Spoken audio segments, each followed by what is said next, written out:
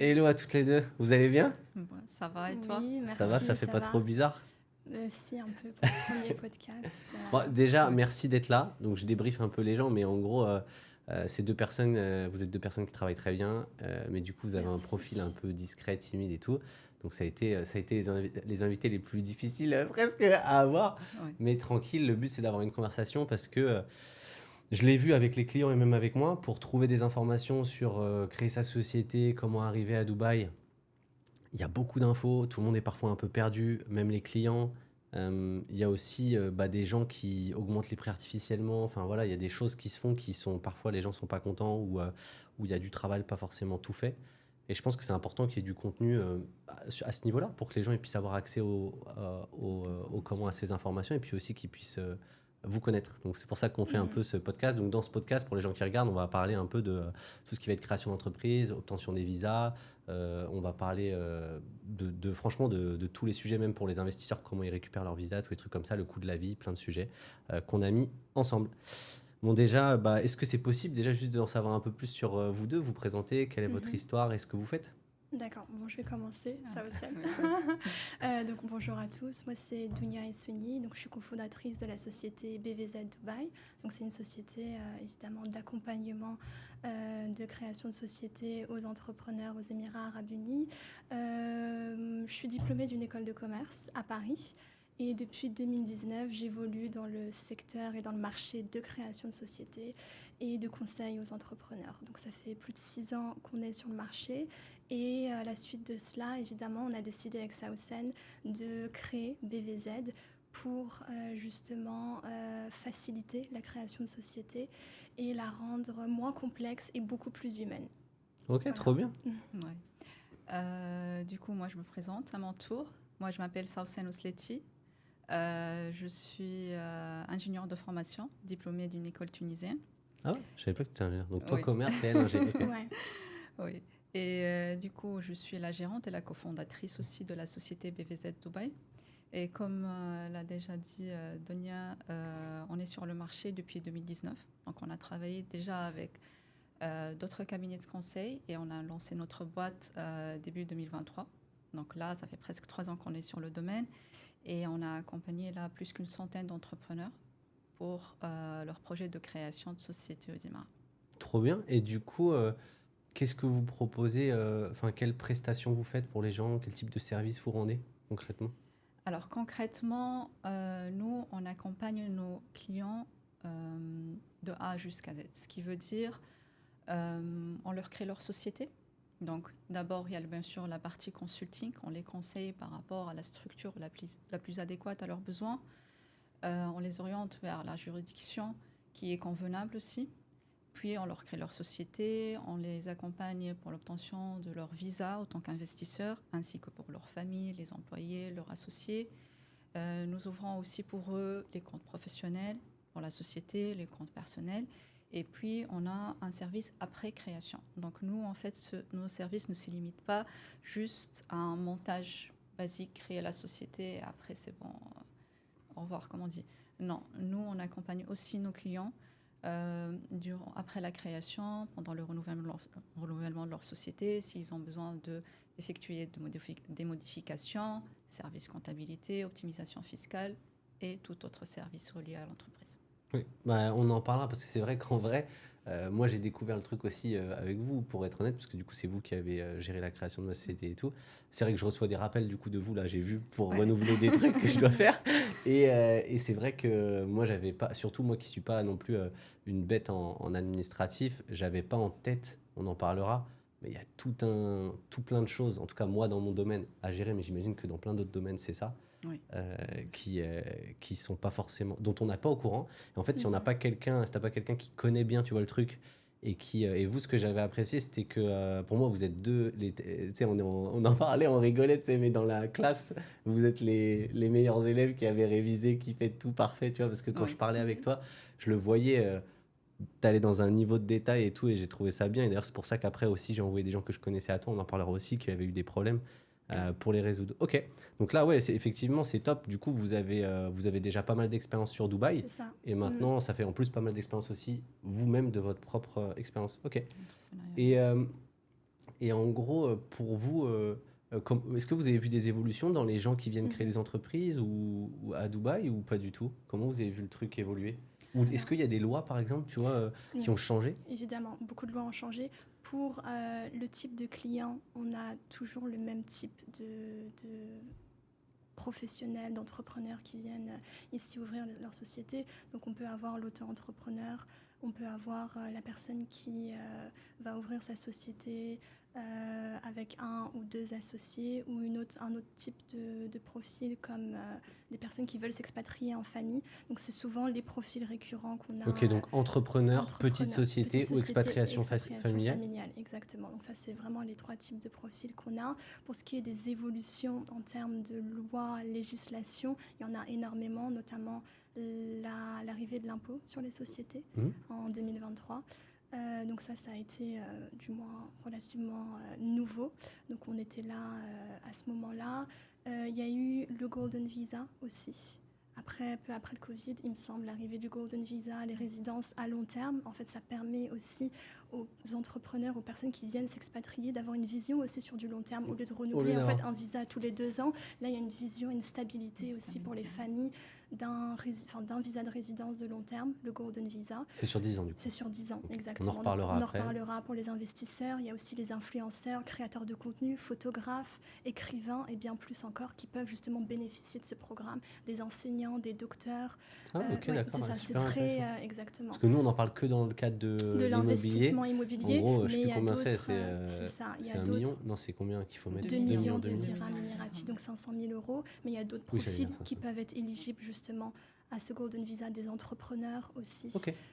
Donc voilà, on pourra en Super reparler intéressant. également. Si j'oublie, on va en reparler, c'est prévu, mais si j'oublie, n'hésite pas. Voilà, donc l'arrivée du Golden Visa. Il y a aussi récemment, pour sponsoriser les enfants, maintenant, on peut sponsoriser jusqu'à 25 ans, chose qui n'était pas possible avant, c'était jusqu'à 18 ans qu'on pouvait sponsoriser un enfant, son enfant. Ah ouais, trop bien. Donc voilà.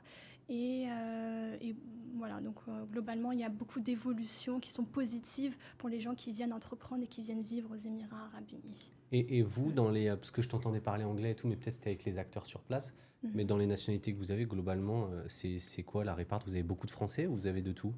Alors majoritairement, on se concentre sur la communauté francophone. Par là, je veux dire les Français, les Belges, les Suisses, et les Maghrébins en général. Okay. Après, bien sûr... Quand tu dis les Maghrébins, c'est Tunisie, Maroc, Algérie. Voilà, Tunisie, Maroc, Algérie. Un peu d'Africains aussi, on a. Mais aussi, on a une certaine clientèle en fait locale ici. Donc des arabophones. Et on a aussi des anglophones. Parce que toi, du coup, tu parles arabe? Oui, je suis trilingue, oui. Et toi aussi? Non. Non, moi je parle anglais et français. Ok, d'accord. Ça marche.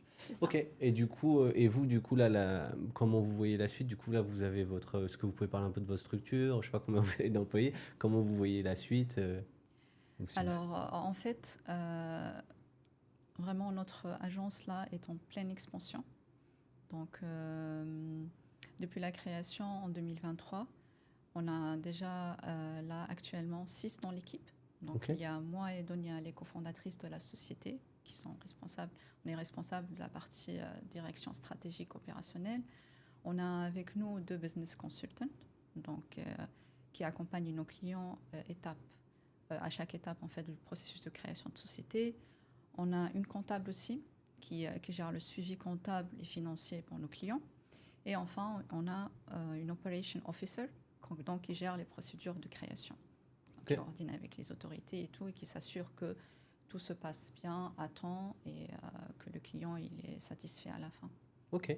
Et du coup, je bascule un peu sur la première partie un peu qu'on voulait voir ensemble, c'est un peu tout ce qui va être création de société. Déjà, dans le choix on voit des vidéos un peu de gens qui, on va pas dire se sont fait avoir, mais se rendent compte qu'ils ont peut-être surpayé et qu'il y a plein de choses qui ont été oubliées. Quand imaginons il y a quelqu'un qui regarde, qui veut créer son entreprise à Dubaï et qui recherche un partenaire pour le faire, quelles seraient les choses que vous lui diriez de vérifier? Alors, par rapport au choix du partenaire, il est très important de vérifier que la société, elle existe, dans le sens où c'est une société qui a une licence enregistrée, qui a un bureau physique, une existence, une certaine réputation sur le marché. parce que là, on trouve de tout sur le marché. Donc, on trouve des débutants qui viennent et disent « Ouais, voilà, je vais lancer mon activité parce qu'ils ont une certaine demande de leurs contacts, de leurs amis qui souhaitent s'installer à Dubaï. Mais à la fin, ce n'est pas du tout de l'accompagnement. Ce n'est pas du tout du conseil qu'ils offrent. C'est vraiment « Ok, donnez-moi une certaine somme, je vous ouvre la société et puis au revoir et merci ». Alors que ce n'est pas du tout le cas, en fait. On a eu beaucoup de retours aussi de clients qui sont tombés, disons, dans le piège. Ils ont payé des gens comme ça, des petits freelancers, et à la fin, ils se retrouvent avec une société qu'ils n'arrivent même pas à gérer parce que cette personne-là, elle a disparu du jour au lendemain. Ok, donc prendre quelqu'un, potentiellement, qu'ils aillent vérifier que ça existe déjà, mais en vrai, comment on fait pour vérifier un truc pareil? Tu tapes le nom ou il y a un site où ils peuvent aller voir? Non, alors bon, ici, les sociétés, elles sont anonymes.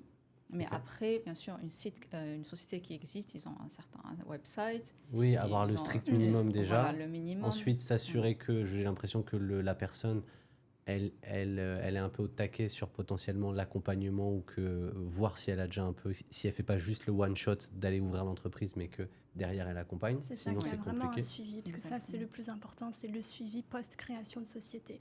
Parce que trouver un partenaire, c'est aussi trouver on est un peu une passerelle entre les lois, la législation locale et les attentes des clients. Parce qu'on est sur place. Mais moi, je vous vois un peu comme, vous allez rigoler, mais un peu genre une maman. Parce qu'en fait, parce que tu sais, j'ai l'impression qu'il y a plein de trucs auxquels je pense pas. Et donc, tu me dis, et tu me relances. Donc, c'est un peu, tu choisis un peu. Je pense que c'est important d'avoir un feeling et de sentir que la personne en face, elle est saine et que tu matches bien avec elle parce que effectivement, après, c'est une relation un peu de ça, quoi. C'est ça. Parce que c'est relation sur du long terme. C'est plutôt une représentation, en fait. Parce que là, la majorité de nos clients, ils ne sont pas ici.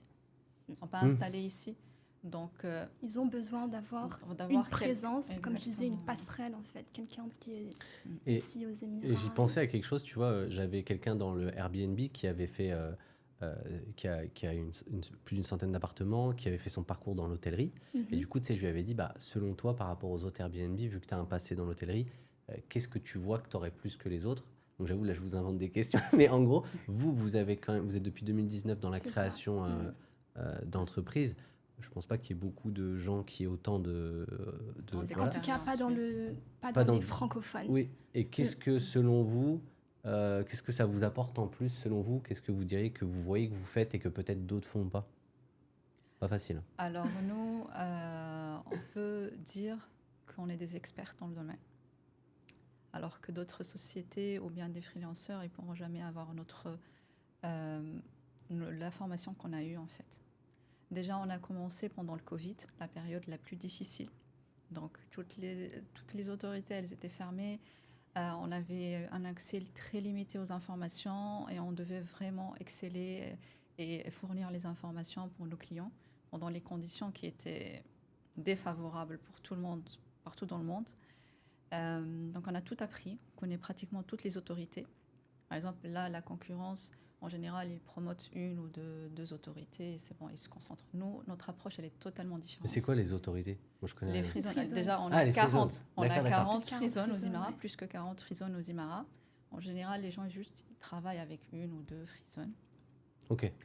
Bon, ça, c'est une autre approche. Mais c'est un peu comme si moi, dans mon domaine, il y a un mec qui vend que 2 développeurs, alors que toi, tu as été capable de connaître tous les développeurs et tu vends sur plusieurs zones. Okay, exactement. Tu as vraiment un spectre large de connaissances. Nous, en fait, on fournit une solution adéquate aux besoins du client. C'est ça, on n'est pas des commerciaux, on est vraiment des consultants. Okay. Et on est même prête à décliner une demande d'un client si ce n'est pas faisable ou si c'est pas possible. Ou bien s'il n'a pas de chance parce que nous, notre approche, comme je t'ai dit, c'est que vraiment on optimise dans le sens où j'ai une demande, j'ai un client par exemple qui veut telle ou telle activité, mais en étudiant son profil, je sais que ce client, il va jamais pouvoir ouvrir un compte bancaire ici à Dubaï.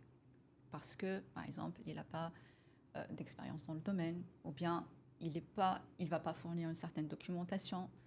Donc, dans ce cas, je lui ai dit dès le début, en fait, voilà, ça, les risques. Est-ce que vous voulez, en fait, vraiment payer et prendre le risque de ne pas lancer votre activité, exercer votre activité après ou pas? Ce que les autres ne font pas, en fait. Les gens, ils veulent en général, ils prennent l'argent et après, OK, voilà ce que je veux vous proposer parce que moi, personnellement, c'est ce que je vais gagner.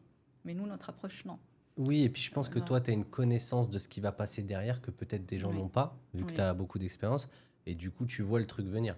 Mais Oui. on en reparlera, parce qu'effectivement, il y avait un cas de quelqu'un dont on parlait juste avant, qui a perdu peut-être 5-6 000 euros, et du coup, c'est précieux le fait que vous ayez un peu cette expertise, parce que ça vous permet d'anticiper un peu les problèmes et de Exactement. vraiment tout cadrer. Ok, donc Exactement. je vois à peu près. Et non, bah, rentrons dans le vif du sujet. Moi, j'aurais été curieux de savoir, là, il y a quelqu'un qui regarde, il veut créer un peu son entreprise à Dubaï. Tu sais, moi, des fois, j'ai fait des vidéos, je dis, bah voilà, quelqu'un qui veut investir, je lui dis, bah voilà, les questions, valide ton budget, valide la zone qui te correspond, valide le promoteur. Alors, je sais que c'est pas facile, mais dans l'idée, s'il y a quelqu'un qui regarde et qui se dit, je veux créer mon entreprise, quels sont les conseils que vous lui donneriez ou les étapes à valider? Alors, par rapport à la création de société, le point le plus important, c'est vraiment d'avoir une vision très claire de ce qu'il veut faire. Quelle est son activité? Est-ce que, par exemple, il va se lancer dans le service ou bien il va avoir une activité d'ordre commercial ou bien dans la restauration, transport et tout? Et quel est son objectif? Donc, est-ce qu'il va se focaliser sur le marché local? Par exemple, est-ce qu'il va vendre ses produits aux clients locaux ou bien il va travailler à l'international? Donc, moi, personnellement, et Donia et nos consultants, on pose ces questions. On a besoin de plus possible d'informations. Donc, on oriente toujours la première consultation afin de comprendre la vision du client et, par conséquent, on lui offre un devis qui est personnalisé à son besoin pour qu'il n'ait pas après de blocage par rapport à la structure qu'on lui a proposée, pour qu'il n'ait pas à payer de frais supplémentaires et que pour qu'il n'ait pas de blocage pour l'ouverture de son compte bancaire. Ok, donc step 1, si je comprends bien, il y a 2 étapes. C'est vraiment valider très clairement l'activité, parce qu'il va falloir savoir dans quelle case elle correspond, en gros. Oui. Et après, valider aussi très clairement si ça va être purement sur le sol ou si ça va être avec des échanges étrangers. Ah oui. Ok, une fois que...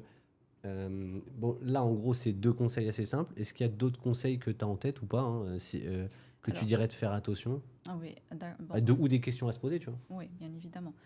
Après, il y a la partie, bien évidemment, de combien de visas cette personne elle aura besoin. Parce que là, par exemple, ici, aux Émirats, le prix, il diffère en fonction du nombre de visas. Si on prend l'exemple d'une zone franche. Une création avec un visa est moins chère qu'une création avec 2 visas, 3 visas, etc. Ok. D'accord. Donc, par exemple, s'il y a plusieurs associés, est-ce qu'ils auront besoin de visa de résidence ou pas? Est-ce qu'ils auront besoin de compte bancaire personnel ou pas? Dans ce cas, ils ont besoin d'un visa, de faire une demande de visa de résidence. Est-ce que cette personne-là aussi planifie de s'implanter sur le marché ici, dans le sens où, sur le long terme, il vise à louer un bureau ou bien à louer un entrepôt? Dans ce cas, on va l'orienter vers une société locale, recruter des employés. Donc vraiment, c'est un peu une approche un peu plus technique au début. Ok, mais une fois que tu as Oui. en gros, une fois que tu as validé le secteur, il faut bien se poser les bonnes questions sur le secteur et sur international, pas international. Après, tu vas dans le détail de combien tu auras besoin de visa. Et en fait, il faut tout de suite se poser des questions sur quelle est ta vision long terme pour pas choisir une structure en fait qui va te... Figé.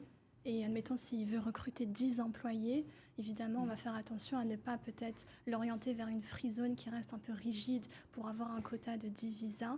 Donc la vision sur long terme est importante aussi. Ok, ouais, c'est complexe. Tu vois d'autres choses en tête ou c'est déjà pas mal, mais si tu as d'autres choses? Après, je sais pas, est-ce que tu veux rajouter quelque chose par rapport à ça? Ouais, je pense que c'est bon. Déjà, Au niveau c'est déjà. Ok, Après, il y a la partie, il y a la partie aussi optimisation fiscale. Ok. Oui, qui est un peu primordiale aussi, surtout là avec l'introduction de l'impôt sur les sociétés.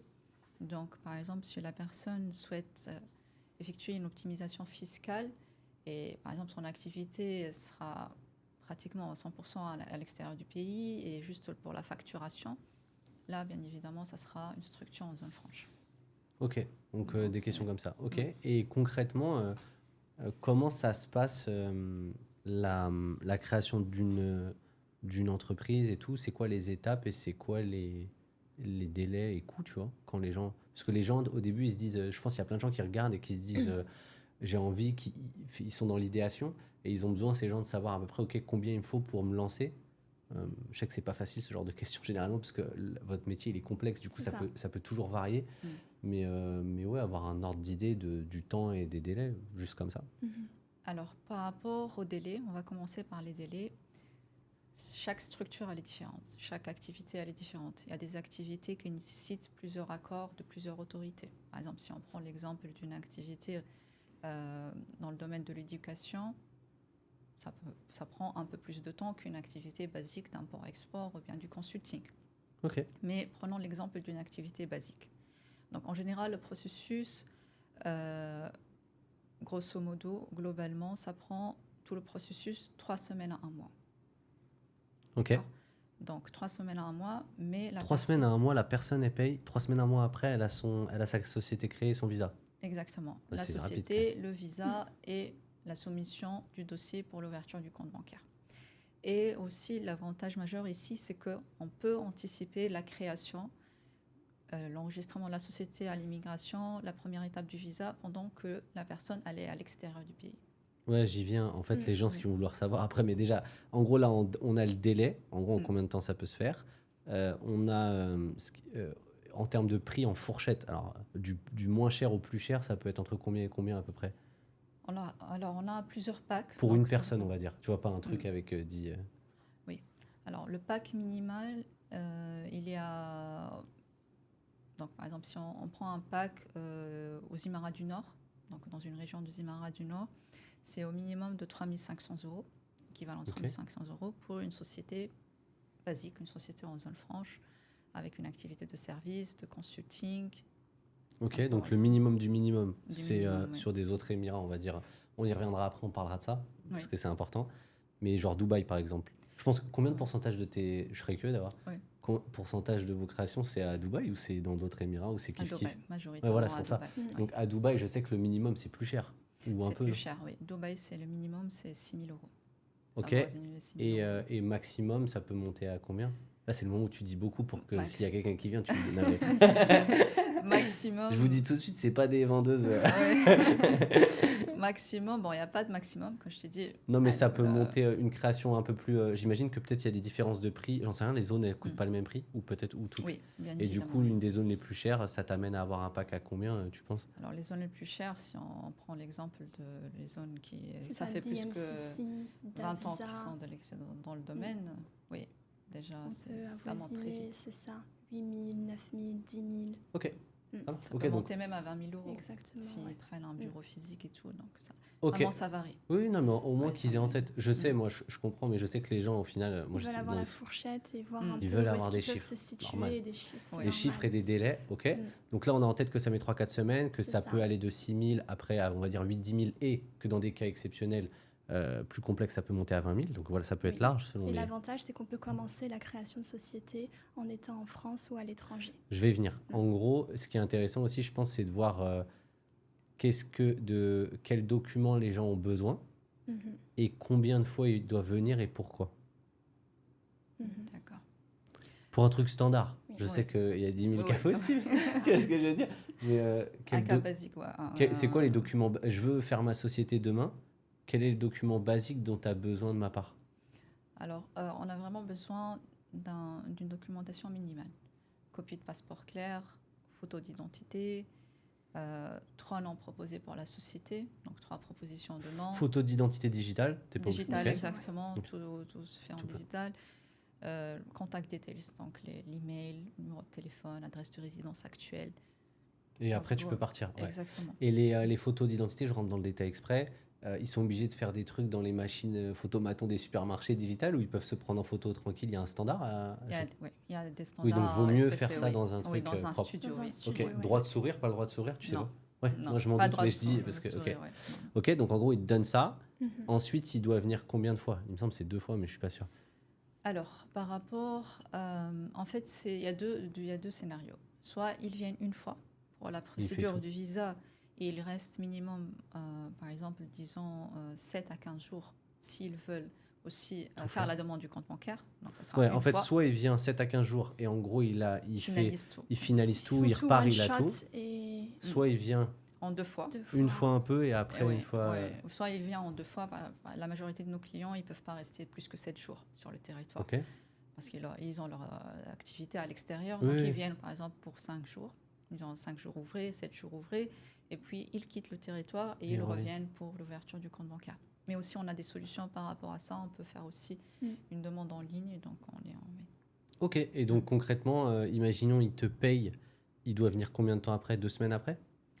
À peu près, oui. 10 à 15 Et après, il jours. revient 2 semaines après. À sa convenance. À sa convenance, mais en gros, qui dans sera le... disponible, oui. Ok, donc, donc tu rajoutes un peu les billets d'avion, mais c'est quand même très rapide et ça va, c'est pas non plus hors de portée. Et nous, on est là pour les guider à quel moment est-ce qu'ils doivent venir. Exactement. Oui. Et puis, vous prenez tout en compte parce que vous connaissez les délais de l'administration, les trucs comme ça. Parce qu'en majorité, ils sont à l'extérieur des Émirats Arabes Unis, donc ils ont besoin d'une personne qui leur dise, OK, à quel moment tu dois prendre ton billet d'avion et à quel moment tu dois venir aux Émirats pour finaliser tes procédures. Et quelles sont les erreurs que vous voyez qui sont commises un peu, que vous avez vues, que vous avez en tête et auxquelles pour dire aux gens de faire attention, un peu un conseil gratuit, tu vois. Parce que tu avais parlé par exemple du fait qu'on avait parlé, on ne donnera pas le détail puisqu'on ne peut pas parler des trucs qui ne se passent pas bien, mais que quelqu'un avait engagé tous les frais pour au final se retrouver et pas pouvoir faire de compte en banque parce que ça ne matchait pas, ça n'avait pas été bien pensé. Ce genre, quelles erreurs il ne faut pas commettre en fait? En fait, c'est toujours, je reviens au point, le choix de la structure, le choix de la juridiction. Vraiment, plus le client il est transparent avec nous, plus nous, on pourra le conseiller. Par exemple, on a eu des cas où, en général, la concurrence ou bien les gens dans le domaine, ils orientent les personnes selon leurs besoins à eux et non les besoins du client. Ils les poussent vers les zones franches alors que leur activité, normalement, elle doit avoir lieu en mainland, en société. Ils doivent créer une société de droit local. Et là, on se trouve avec un client qui a payé de l'argent, qui a une société qu'il ne peut même pas utiliser légalement. Donc, soit il ferme la société, parce qu'ici aussi, on ne peut pas redomicilier une société. Une fois que la société elle est créée au sein d'une juridiction, elle reste là-bas. Donc tu dois repartir à zéro et c'est remettre ça, tout l'argent. Annuler, liquider la société et en Des frais engendrés. Ok, donc il ne faut vraiment pas se tromper sur la... ça. Et quel est l'intérêt de les basculer sur des zones franches? Parce que c'est moins cher et plus facile à faire que les d'autres. Voilà, c'est plus facile. Parce qu'il n'y a pas en termes de démarche. Il n'y a pas beaucoup de personnes. Oui, donc grosse vigilance à avoir là-dessus. Oui.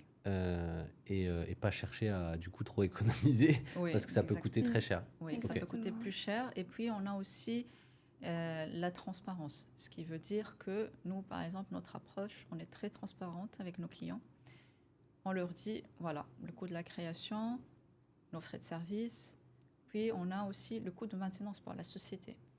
On leur dit de façon très transparente, on les met même dans nos devis, que vous avez besoin de renouveler la société chaque année. Vous avez besoin de maintenir une certaine comptabilité. Vous avez besoin de, pour certaines activités, de faire telle et telle déclaration. Donc, il y a cette partie aussi. Donc, toujours aussi, l'investisseur, il doit planifier 12 mois en avance. Comme ça, il peut anticiper, en fait, il doit anticiper les coûts récurrents qui vont venir. Exactement, parce que ce sont des frais de maintenance. Un renouvellement, ça a un coût.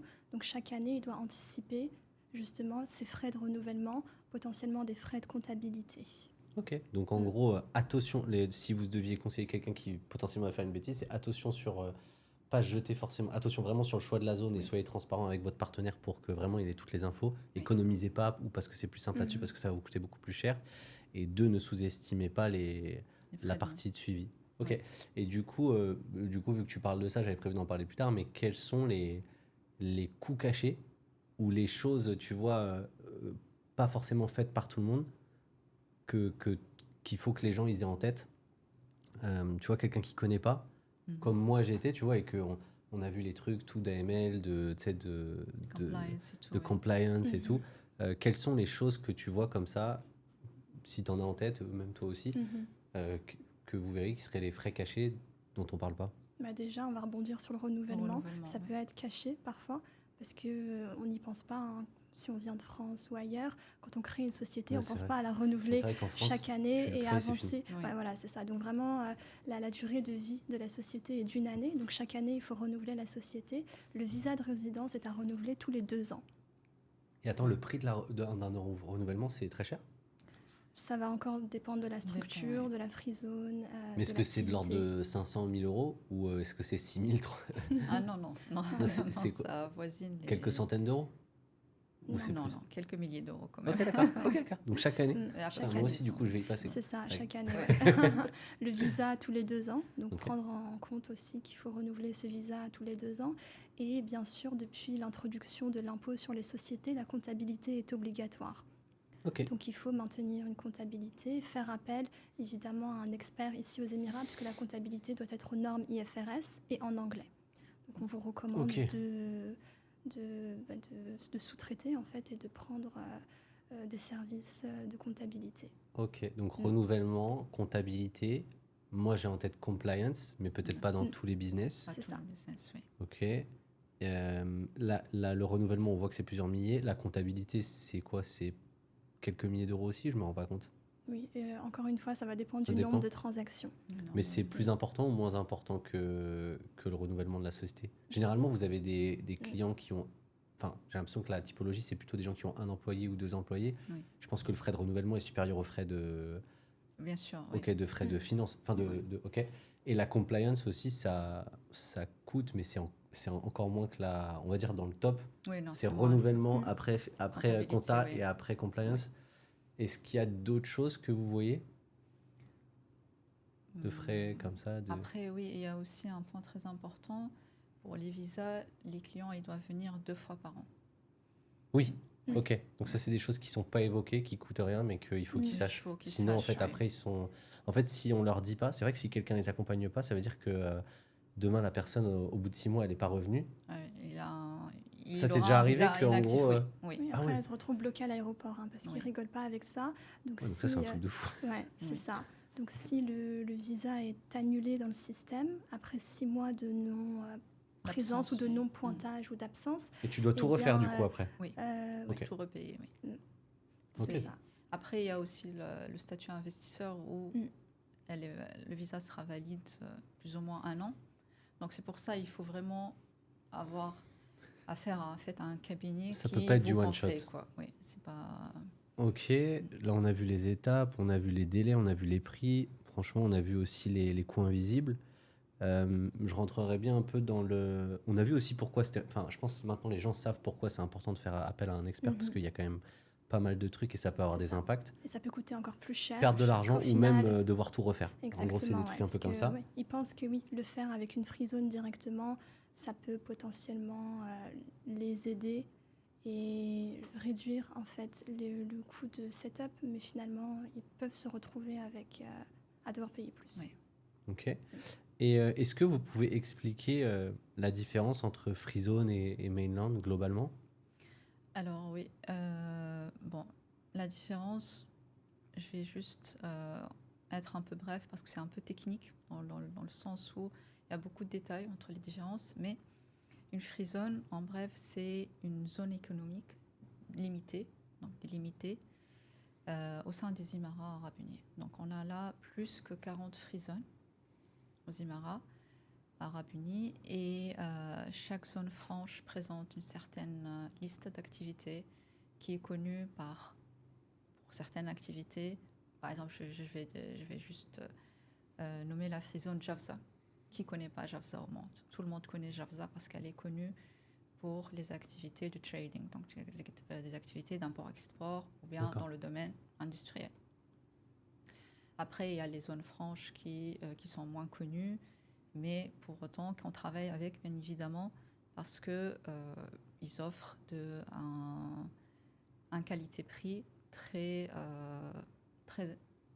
attirant, disons. En fait, les zones franches, juste la différence avec mainland, c'est des zones où globalement, tu n'as pas d'activité forcément sur la différence Sur le territoire. sur le territoire. Ok. Exactement. Donc free zone, c'est comme si l'État avait délimité des endroits où les sièges d'entreprise allaient s'installer Oui.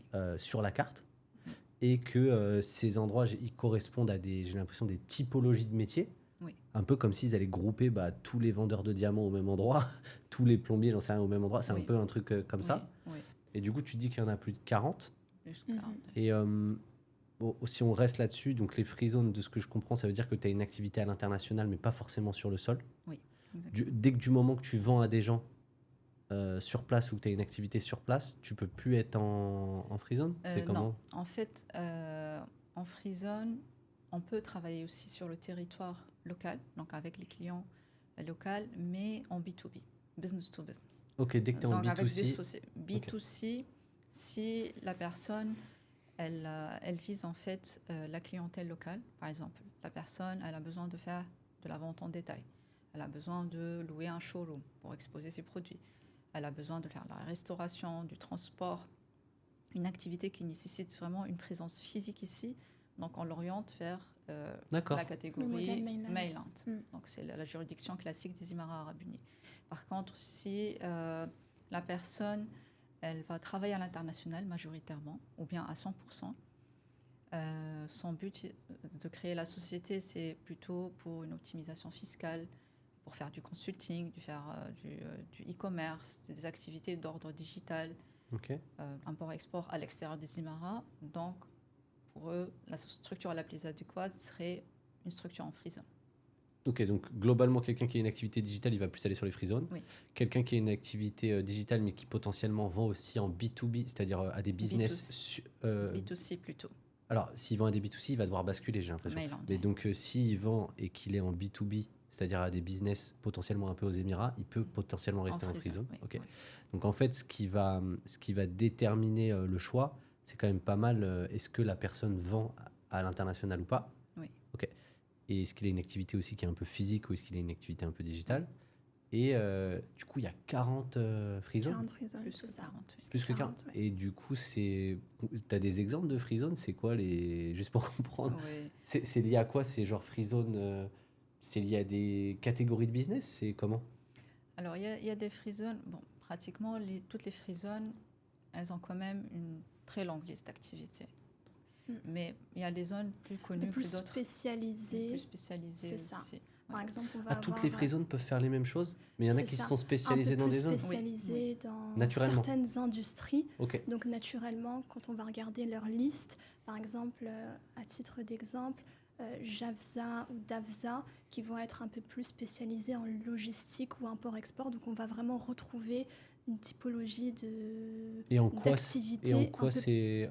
Demain, je fais de l'import-export, tu vois, je pose des questions. En quoi, si les autres peuvent le faire aussi, pourquoi aller dans celle-là? Pourquoi aller dans celle-ci? Encore une fois, ça va dépendre du besoin du client. Si demain, le client a besoin d'avoir un entrepôt à Javza, qui est l'un des plus grands ports... C'est plus lié au secteur et à l'emplacement. Exactement, c'est que ça. se sont D'où spécialisés. le fait qu'on a un entretien et un vrai échange avec le client sur aussi la partie de vision, ce qu'il projette aussi de faire. Ok, donc tu as un énorme enjeu quand même à connaître un peu toutes les free zones, tout ce qu'elles offrent. Est-ce qu'elles ont des... J'arrive pas à voir comment c'est. Un free zone, pour vous, c'est l'équivalent d'un partenaire qui a des points positifs et des points négatifs. Et quand quelqu'un vous... C'est un peu une sorte de qui est-ce. Je sais pas si vous connaissez ce jeu-là, vous verrez ça, mais en gros, quand quelqu'un vous dit ce qu'il fait, il vous en reste 2-3 et vous les consultez, vous voyez qu'est-ce qui peut apporter le mieux à votre... Oui, dépendant de son budget, son besoin. C'est ça. Donc, par exemple, on a ouvert des branches d'industries qui sont déjà implémentées à l'extérieur des Émirats.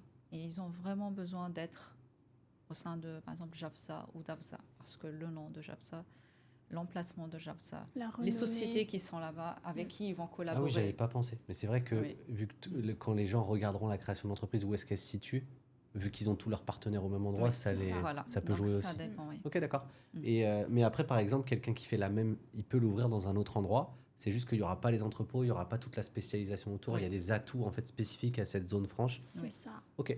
Donc en fait, et du coup, les zones franches, il y a des zones franches qui n'ont pas le droit de développer certaines activités ou d'autres qui sont... Ou alors elles ont toutes le droit, mais elles sont toutes un peu spécialisées dans des domaines différents. Oui, pas toutes les free zones, par exemple. Proposent des industries ou proposent des entrepôts. Des activités industrielles. Peut-être pas l'espace ou... Des activités médicales. Par exemple, on a Dubai Healthcare City. Tu connais la zone Dubai Healthcare City? C'est une zone franche. C'est une zone franche, mais spécialisée dans la médecine et dans la santé. Donc ils ont des activités qu'on ne peut pas retrouver dans d'autres zones franches, évidemment. Ok, donc il y a le gouvernement aussi qui a mis en place qu'il y a des Évidemment. trucs de spécialisation pour que tous les trucs soient au même endroit. C'est ça. Ok. Et est-ce que vous voyez d'autres choses à dire? Des choses, parce que moi, vu que j'ai pas le savoir, je vous demande, est-ce qu'il y a d'autres choses qu'on n'a pas dit sur les free zones qui peuvent être intéressantes? Alors, il y a les avantages fiscaux de la zone franche. Donc, par exemple, là, on a jusqu'à 3 millions de dirhams. On peut faire une demande d'exonération pour nos clients. 3 millions de dirhams de chiffre d'affaires. Ok, donc dans les free zones, en gros, Mm. ça va être plus facile d'avoir 0% d'impôt. Oui. Le palier, il est plus haut. Oui. Alors que dans les mainlands, ça va être plus bas, en gros. En mainland, en fait, oui, on regarde directement le bénéfice net de la société, en fait. Parce que en mainland, on va payer automatiquement la taxation, plus ou moins automatiquement, si on atteint un bénéfice net de 375 000 dirhams. Donc, ça sera sur le surplus. Donc, c'est un peu plus technique par rapport à ça. Mais les gens qui vont s'installer en mainland, ils doivent prendre ça en considération, qu'ils vont payer potentiellement la taxation. Ok. Et quelles sont les caractéristiques des mainlands, du coup? Qu'est-ce qu'on peut dire sur les mainlands? En quoi c'est différent et comment ça s'organise? Alors, les mainlands, là, majoritairement, l'avantage pour toutes les majoritairement, pour la majorité des activités, on peut avoir 100% de propriété étrangère. Chose qui n'était pas le cas quand on a commencé dans le domaine. Avant, il fallait un sponsor. Voilà, il fallait avoir un sponsor local. Avec un Émirati qui s'associe. Et maintenant, ça fait depuis 2021? Non, c'est quand? Depuis 2022, il me semble. 22. En gros, n'importe qui peut avoir sa propre entreprise et être... Bon, ça a dû changer beaucoup de choses quand même. Ça a dû booster le truc parce que c'est vrai que c'est pas rassurant de devoir trouver quelqu'un avec qui créer sa société. Ça lève une barrière. Ok, donc maintenant, mais en free zone aussi, au final, En free zone, bien évidemment. Mais tu pouvais toujours en free zone. Ok, oui. donc en fait, ils avaient réservé sur le mainland, ils avaient gardé un peu une main pour être sûr, et là, maintenant, ils lâchent un peu. Oui, ils se sont ouverts par rapport à ça. Et l'avantage majeur, en fait, avec une société mainland, c'est qu'il n'y a pas de limitation dans l'activité. Vous pourrez travailler avec les entreprises locales, vous pouvez travailler à l'international, vous pouvez travailler avec les clients locaux, vous pourrez travailler même avec les entités gouvernementales, chose qu'on ne peut pas faire avec une société en zone franche. Par exemple, une société installée en zone franche, elle ne peut pas avoir de contrat avec de sociétés gouvernementales ici. D'accord. Il y a un peu plus de levier, en fait, avec une société mainland. Ouais, j'ai l'impression que c'est plus ouvert. C'est le package, en gros, globalement, si tu prends mainland, tu peux pas trop te tromper, tu as un peu accès à tout. Ça coûte peut-être plus cher. Mais en gros, si tu prends, dans certains cas, si tu prends zone franche, ça peut te permettre peut-être de payer moins cher, d'avoir un truc un peu plus flexible, mais tu seras restreint. Donc c'est pour ça qu'il faut vraiment bien poser les questions et bien partager ça son... dépend. Ok. Et les différences de prix sont énormes ou pas? Je serais curieux de savoir, par exemple, tu vois, les gens ils se posent des questions sur les zones franches. Alors, le but, ça va pas être... Les gens, ils vont forcément toujours vouloir savoir comment ils peuvent avoir la zone franche qui coûte la moins chère. Est-ce qu'il y a des énormes différences de prix sur les zones franches pour un même domaine? Oui. Au sein du même émirat? Au sein de Dubaï, par exemple? Parce que je sais qu'entre émirats, c'est vraiment différent. Ok, tu peux avoir des différences de combien sur la création? Même à Dubaï, oui, il y a des différences. Donc, les zones franches qui sont plus connues, elles sont beaucoup plus chères que d'autres zones franches. Donc, ça dépend du nom, ça dépend de la typologie d'activité, ça varie vraiment. Mais en moyenne, comme je te dis, par exemple, pour une création à Dubaï, c'est 6 000 euros. Ok, mais en gros, la différence... Moi, je te donne un exemple pourquoi je pose cette question. Nous, on a pareil avec les promoteurs. T'as un promoteur, j'en sais rien, Imtiaz, il a livré il a commencé à bien livrer dans les temps. On a les statistiques sur le fait qu'il loue plus cher. Et du coup, souvent, parfois, tu regardes et c'est vrai qu'il peut être un tout petit peu plus cher que d'autres qui débarquent, qui sont nouveaux, mais qui ont moins de... Mais je crois que généralement, je regardais, c'était peut-être entre 8 et 10%, ou tu vois, des trucs comme ça, sachant qu'en plus, il meublé. Vous, c'est des plus gros écarts, tu penses, ou c'est à peu près dans cet ordre-là? À peu près, c'est la même chose, oui. C'est ça. Et en plus de ça, par exemple, à titre d'exemple, DMCC demande un capital à déposer. Chose qui n'est pas le cas dans IFSA, par exemple, qui est une autre free zone à Dubaï. Pour les gens qui ne comprennent pas ton langage, DMCC. DMCC, c'est une free zone. Dubaï, donc il y a une free zone, il y a des free zones qui ont des contreparties. Oui. C'est ça. Ouais, donc il faut vraiment tout connaître par cœur. Il faut prouver qu'on a un certain capital, déposer un certain capital pour la société, chose qui n'est pas demandée, par exemple, pour une free zone, pour la free zone AESA, avec qui On collabore bien évidemment plus que les autres zones franches. Donc en fait, ça dépend vraiment du budget du client, de sa vision, de son besoin sur le long terme. De Mais ses attentes, faut anticiper. qu'est-ce qu'il attend des Émirats. Parce qu'en fait, sinon, s'il se trompe, potentiellement, il va passer de free zone à mainland et du coup, il va devoir recréer un truc plus tard, quoi. Oui, exactement. Ok, d'accord. Mais du coup, c'est clair. Et en gros, il y en a 40 des free zones. Moi, je pensais que c'était vraiment spécialisé par industrie. C'est le cas un peu. C'est le cas. Mais dans l'idée, il y a quand même pas mal de gens qui peuvent un peu tous faire tout. Mais il y en a, vu qu'elles sont spécialisées, autant bénéficier des leviers qu'elles ont développés. Ok. Je réfléchis. On a vu les différences en termes d'activité. C'est pour ça que je comprends mieux maintenant les questions à se poser aussi sur les 2-3 questions que tu disais de se poser au début, avant de commencer, sur quel est ton secteur d'activité, est-ce que tu vas travailler vendre à l'étranger et tout. Maintenant, je comprends. Ça te permet de cadrer le truc. Quand on crée son entreprise à Dubaï, combien de temps on doit être présent? Les gens qui se posent ça comme question. Tu sais, parce qu'au début, ils commencent. C'est quoi la réponse? Est-ce qu'il faut avoir des bureaux physiques et combien de temps on doit être présent? Non, alors par rapport au bureau physique, il n'est pas obligatoire d'avoir des bureaux physiques. Donc on peut commencer avec un bureau virtuel. Après, bien évidemment, si la personne a besoin d'un bureau physique, elle pourra bien prendre un bureau physique aussi. Mais combien de temps la personne a besoin d'être sur le territoire? Donc, comme on l'a déjà dit, en fait, la procédure, elle se fait en ligne majoritairement. Donc, on a 2 semaines en ligne, disons, la majorité de la procédure, 2 semaines en ligne. Et puis, la personne, elle doit rentrer sur le territoire émiratien à sa convenance, bien sûr, quand elle sera disponible, pour rester 1 à 2 semaines afin de finaliser la procédure de visa de résidence, effectuer l'examen médical, la prise d'empreinte et déposer le dossier pour l'ouverture des comptes bancaires. Et après, une fois que la société elle est là, la personne elle doit être non-stop là ou elle peut être là? Non, bien évidemment. Non, c'est pas obligatoire. C'est quoi? C'est une fois tous les 6 mois, c'est ça? Minimum? Exactement. Donc, elle est obligée de venir 1 fois tous les 6 mois, donc soit 2 fois par an, pour maintenir le visa actif. Mais la personne, elle n'est pas obligée de vivre ou s'installer ici aux Émirats. Okay. C'est ça le plus gros avantage, c'est que même le compte bancaire peut être piloté en étant à l'étranger. Ok. La société peut être pilotée aussi. C'est très flexible au début. Et en plus, vous avez l'option, vous faites des bureaux digitaux qui fait qu'ils ne sont même pas obligés au début d'avoir un bureau. Donc en gros, le premier pas peut être assez simple. Exactement. Ok, très clair. Je vais passer sur une partie un peu qui va être un peu plus sur les coûts de la vie aussi. Je serais curieux de savoir, les gens, maintenant on a vu à peu près le coût des packages pour créer son entreprise. Demain, il y a des gens qui regardent, qui rêvent un peu de s'installer à Dubaï et tout le monde se pose la question. Dubaï, personne n'en parle, mais c'est quand même aussi un endroit qui est assez sévère. C'est-à-dire qu'en gros, soit ça marche, soit il faut rentrer. Parce qu'en vrai, si tu n'as pas de visa, après tu rentres.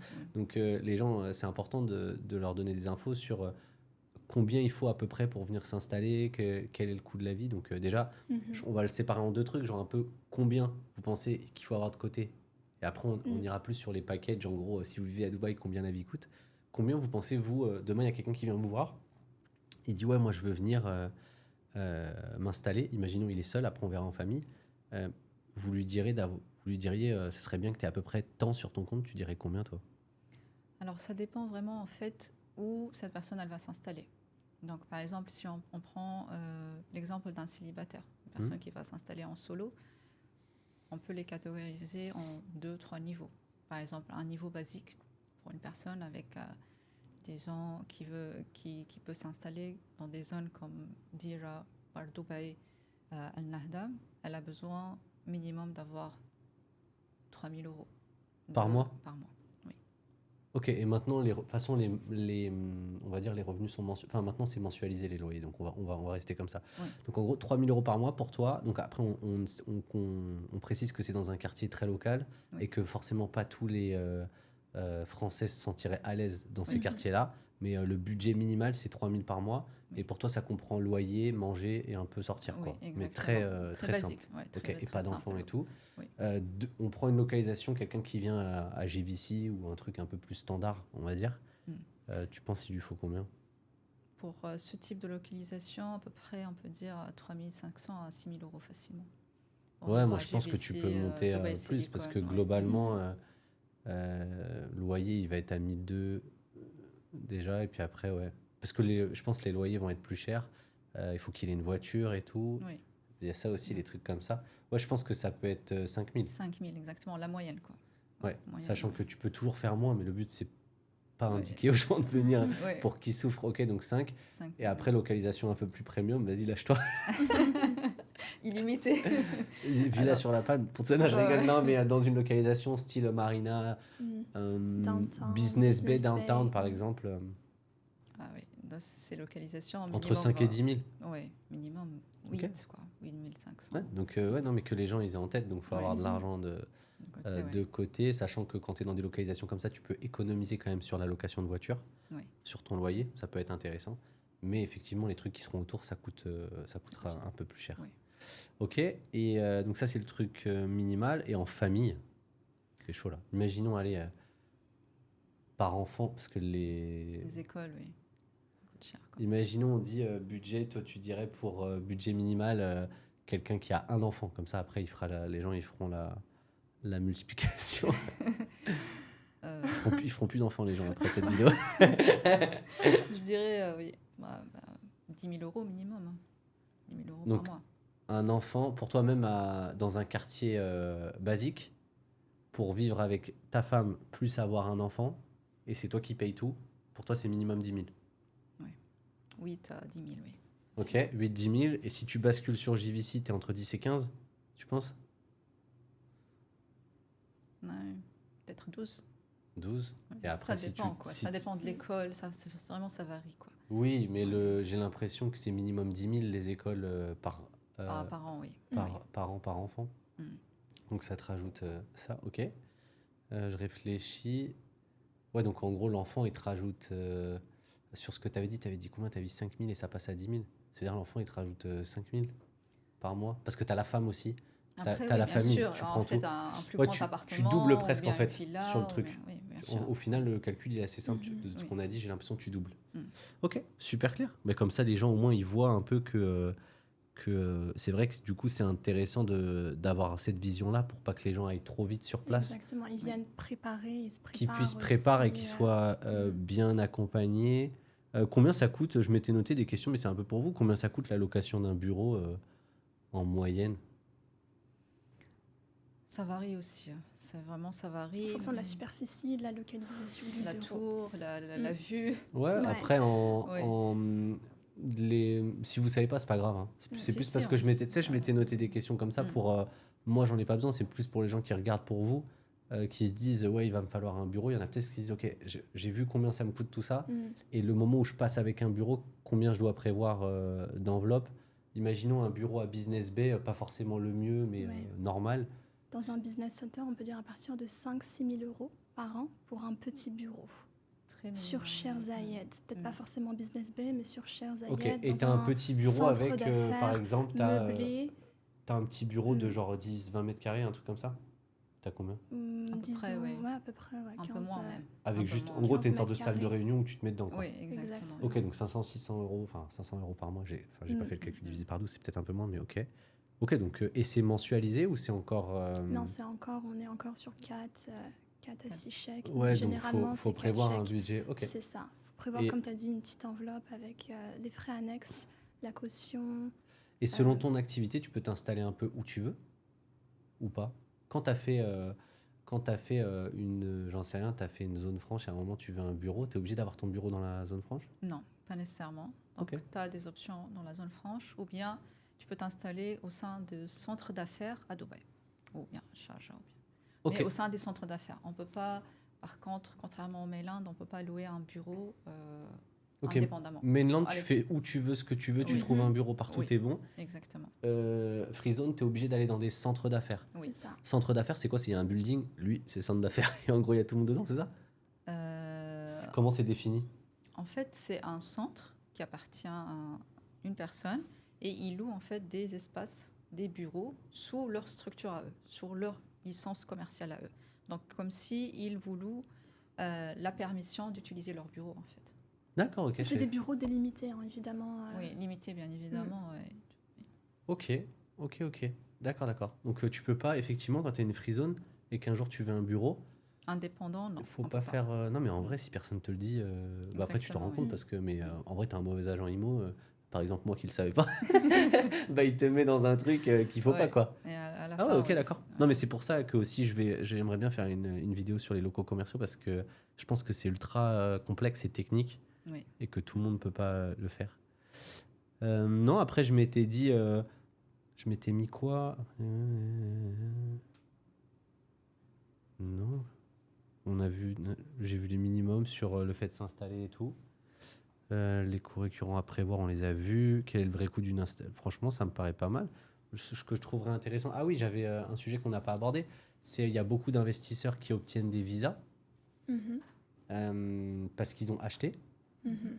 Est-ce que déjà vous pouvez me parler des visas, des différents visas investisseurs, comment on les obtient et qu'est-ce qu'ils permettent d'avoir? D'accord. Donc déjà, il y a 2 catégories de visa sous bien immobilier. On a le visa investisseur de 2 ans qui s'obtient dès lors qu'une personne a acheté un bien d'une valeur d'au moins 750 000 dirhams. Hmm. Donc voilà, première catégorie. Deuxième catégorie, on a le Golden Visa. Donc c'est le visa sur du long terme, hein. Évidemment, on parle d'un visa de 10 ans. Et là, il s'obtient dès lors qu'une personne a un bien d'une valeur minimale de 2 millions de dirhams, donc ce qui équivaut à 500 000 euros. Et l'avantage aussi du Golden Visa, c'est que une personne peut faire un apport de 20% seulement, payer aussi 4% des frais de DLD, Dubai Land Department, avoir ce qu'on appelle le Uqud, et on peut commencer les procédures de Golden Visa avec 20% d'apport. Ok, donc en gros, les deux visas, ce qu'ils vous offrent, c'est la possibilité de rester un certain nombre de temps. Exactement. Le visa Golden, il a d'autres choses qu'il offre en plus, il me semble. Évidemment, ouais. Le Golden Visa permet donc de sponsoriser aussi la famille pour la même durée de 10 ans. On parle de parents, enfants, c'est tout. Parents, enfants. Ouais. Pour, Heureusement le qu'ils ont spé- cadré, sinon c'est... C'est ça. Non, il n'y a pas frères et sœurs malheureusement, mais on parle, ouais. Ah d'accord, ok. Non, pas possible de Oui, non, mais sponsoriser frères et sœurs. parents-enfants, ça fait Parents, sens. enfants, exactement, ça fait Sachant sens. que tu as dit que les enfants, ça peut passer de 18 à 25, c'est ça? Exactement. Ok, donc très Ouais. bien. C'est ça. Ensuite, avec le Golden Visa, on peut sponsoriser nanny, chauffeur Ok. également. Et l'avantage aussi, c'est que ça permet de ne pas avoir à pointer une fois par an, une fois tous les 6 mois pendant toute la durée du Golden Visa. Ouais. Ok, Donc, vous n'êtes pas besoin, obligé de exactement. venir. Donc une personne peut avoir un Golden Visa et ne pas venir pendant une certaine période sans avoir ce visa annulé ou inactif. Et vous pouvez l'activer, en gros, pour faire simple, dès que vous avez payé l'apport du bien, Exactement, vous pouvez aller le 20%. chercher, alors que dans le cadre du visa investisseur, il faut avoir attendre que payé. la propriété soit livrée. C'est ça, exactement. Livré et payé. Et pour le Golden Visa, c'est possible aussi d'avoir, de le faire sous des biens off-plan. Oui, oui. Mm. Et je vais poser des questions un peu plus touchy, on n'en avait pas parlé, mais ça m'intéresse. Et si quelqu'un a pris un post-handover, je sais pas si vous n'avez pas la réponse, c'est pas grave, hein. Mais parce que tu dis livrer et payer.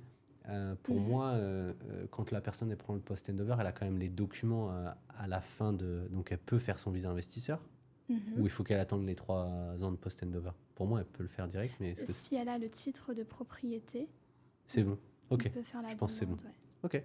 Donc en gros, n'importe quelle personne qui paye plus de 750, dès qu'elle a... 750 000. 750 000, oui.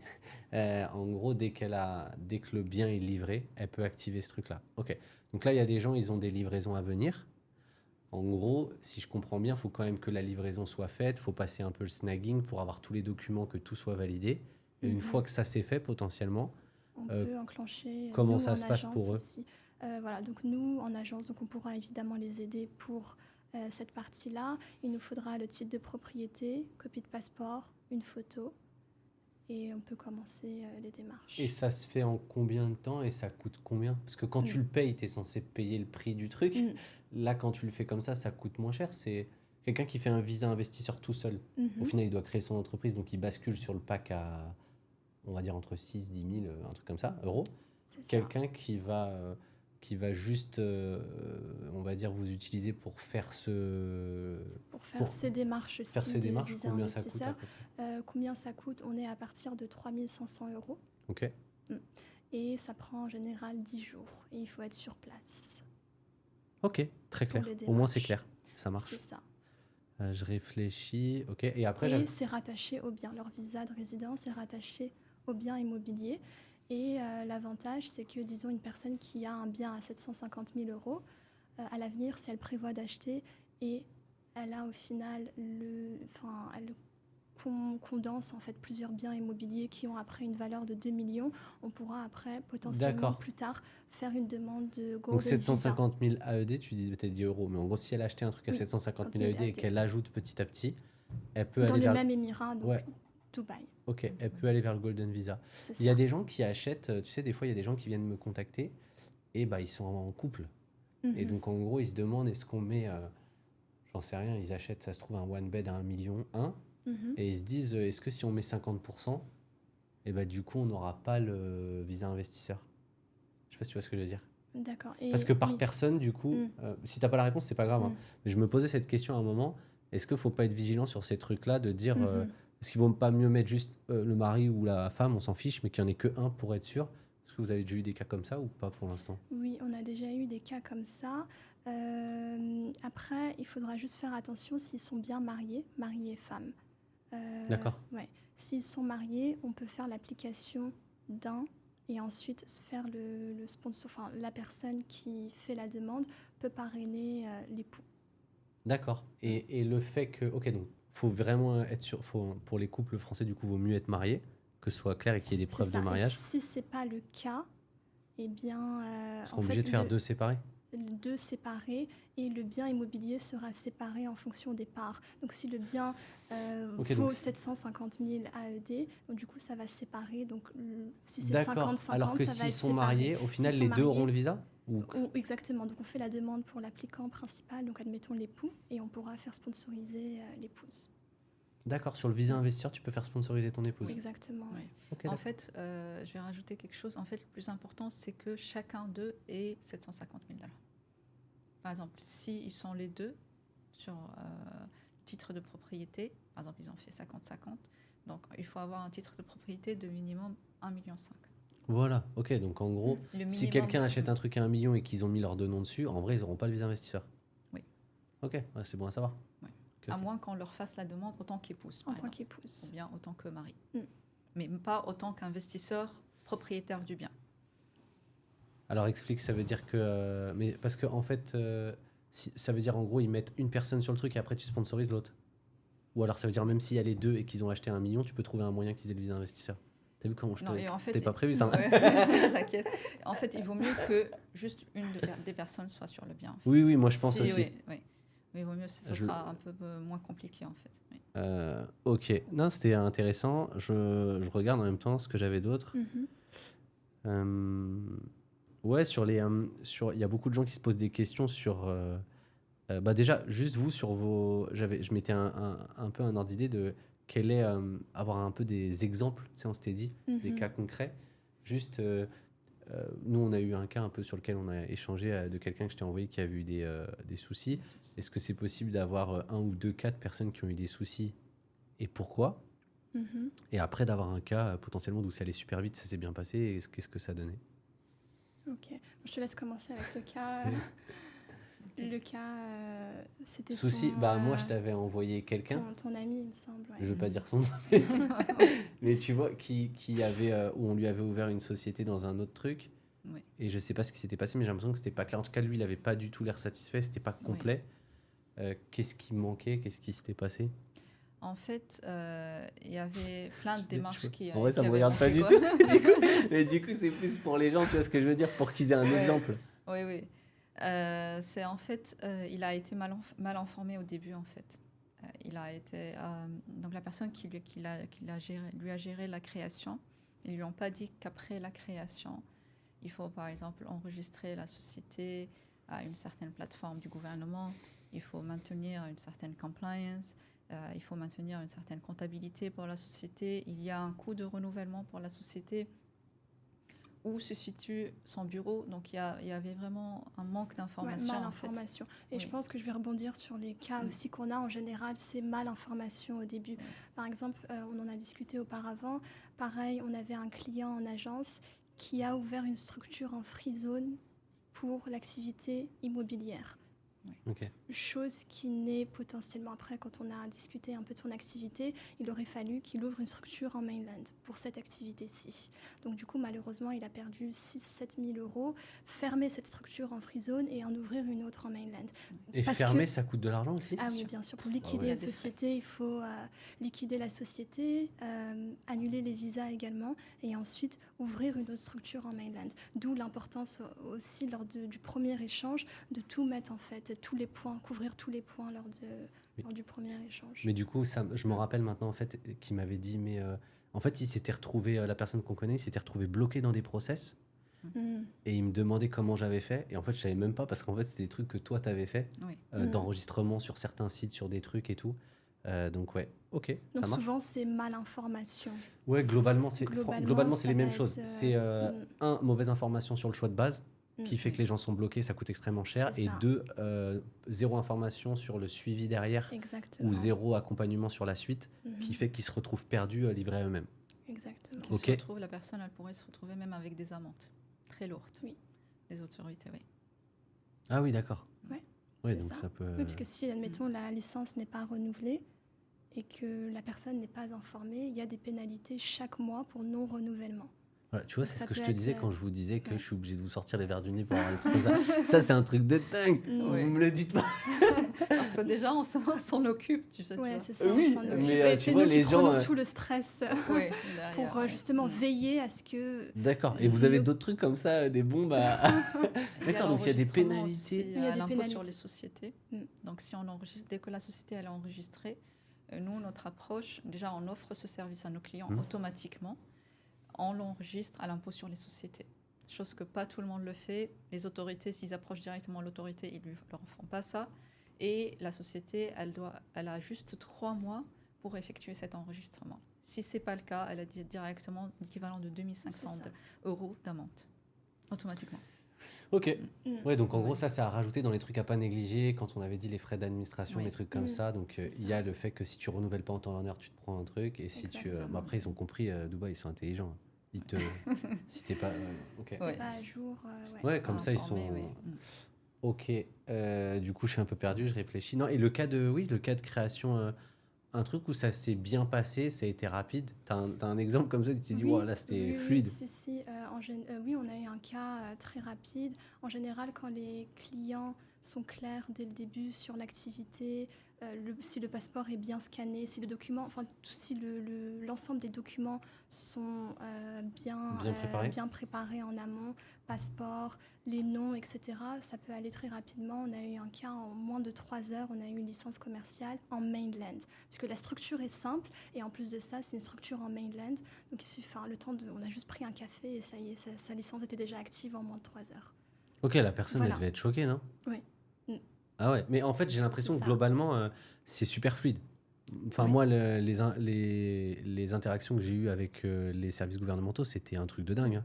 Presque, c'était eux qui étaient plus speed que moi. C'est ça. Et tu Si sens tout qu'ils sont est là bien pour, préparé en si tout est amont. Ils sont là et- pour débiter. Et Exactement, dès que tu as ouais. fini ton truc avec eux, ils te disent est-ce Mm. que ça vous a plu? Est-ce que c'était assez rapide? Est-ce qu'on vous a bien parlé? Enfin, ils sont vraiment. Ouais. Oui. C'est impressionnant. Ça fait vraiment, ça fait vraiment bizarre. Mais tant mieux, c'est top. En vrai, ça, pour l'instant, en tout cas, ça fonctionne très bien. Je m'étais dit parler un peu des comptes bancaires. Mhm. Il y a forcément beaucoup de gens qui veulent savoir comment on crée un compte C'est bancaire à le Dubaï. volet le plus important. Et C'est vrai? Évidemment, c'est Oui. les questions qu'on reçoit le plus souvent. C'est souvent le compte bancaire et non pas la société ou le visa. On va directement dans le compte bancaire. L'objectif principal, Non, non, c'est moi ça, je veux que juste le un compte compte. bancaire. Ok. Non, c'est vrai, c'est ça. Moi, je veux juste un compte bancaire. Oui. Donc tout ce qui se Pourquoi? passe Pour avant, mettre de l'argent dessus, en gros, euh, des trucs comme ça, quoi. Pour facturer les Pour clients. facturer les faire clients l'optimisation et- fiscale. Ok, ok. Oui. c'est ça, c'est le volet le plus important. Ok, bah, Donc oui, on peut couvrir, j'invente ouais. un peu, mais quelles sont les top questions que tu as au final sur ce sujet? Et c'est quoi les réponses? Top question. Premièrement, on va voir est-ce que mon compte bancaire, enfin combien de temps est-ce que mon compte bancaire va être actif, va s'ouvrir? Est-ce que j'ai besoin d'être là aussi pour ouvrir mon Ok. compte bancaire? Et est-ce que c'est un compte bancaire multi-devises? Quelles sont les flexibilités de l'ouverture de ce compte bancaire? Est-ce que je peux faire des transferts en étant à l'étranger? Est-ce que je peux recevoir des transferts? Donc voilà les questions basiques qu'on Ok. Et reçoit c'est en quoi les général. réponses à... Bon, pour la première question, pour comment dire, c'était quoi la première question? Même moi, je me rappelle pas. Non, mais en gros, ce qu'ils veulent savoir... Mais déjà, en fait, Oui, oui. ce que je trouve intéressant, c'est qu'est-ce qu'il faut... Est-ce qu'on peut ouvrir un compte bancaire sans avoir de visa résidence, sans avoir de... Non. On est d'accord? Oui, non. Ok. Donc pour ouvrir un compte bancaire professionnel, il faut une licence active. Évidemment, avec une licence expirée, on ne peut pas ouvrir. Donc licence active, copie de passeport, visa de résidence, carte d'identité. Ça, Ok. ce sont les documents Donc, t'es basiques. obligé... Mais ça, c'est pour un compte professionnel. Professionnel. Et Même alors, personnel. même Ah, personne... personnel. je vais dans le aussi. bout du truc, parce qu'il y a C'est des gens, ça. ça se trouve, ils disent non, mais moi, je veux pas d'entreprise, je veux juste avoir un compte. Donc, Même pour un compte personnel, au final, c'est Mhm. normal. Ils veulent. En même temps, je comprends. C'est-à-dire que s'ils permettent à tout le monde d'avoir des comptes sans contrôler, que les gens ils ont des visas, qu'ils ont bien, c'est pas- Évidemment. ça devient C'est ça. vite au final. C'est ça. Et la documentation, c'est la documentation basique. Il peut y avoir d'autres documents, et en général, on informe nos clients en amont potentiellement ce que la banque peut demander. Donc, il faut avoir peut-être 2-3 factures clients-fournisseurs ou 2-3 noms clients-fournisseurs, des contrats s'il y en a, et un CV potentiellement, parce que oui, un CV peut être demandé lors de l'ouverture d'un compte bancaire. Ok. Et quels sont les motifs que tu vois souvent de refus? Je sais pas si on peut parler de ça. Je sais pas si on devait la. Oui. Si. Motif de refus, non-transparence. Donc une banque peut ressentir si le client n'est pas transparent dans les activités énoncées ou dans le... Oui, je fais Ouais. de l'import-export et en fait, on sait pas ce qu'il y a.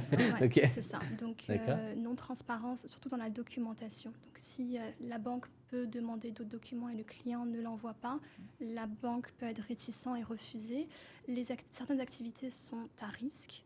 On notifie les clients, on les tient informés. On va avoir des activités en crypto qui peuvent être à risque ou des activités de ce qu'on appelle de commerce général, general trading. Donc voilà, activités à risque. Ok, il y a des activités qui font que c'est plus dur. Un peu plus compliqué s'il n'y a pas un dossier Oui, en béton. c'est Mais noté. nous, on pas... est là, évidemment, pour informer nos clients et aussi préparer un business plan relativement solide pour répondre aux questions que la banque D'accord. va demander. Oui, vu que vous connaissez les trucs, vous préparez C'est le ça. dossier pour que la banque, ça passe comme une lettre. Exactement. Ok. Parce que les clients peuvent penser que c'est juste de la paperasse, mais ce n'est pas de la paperasse. Parce que même un simple CV, ce n'est pas juste une paperasse qu'on envoie à une banque. La banque veut savoir qui es-tu, pourquoi tu fais cette activité et qu'est-ce que tu vas faire.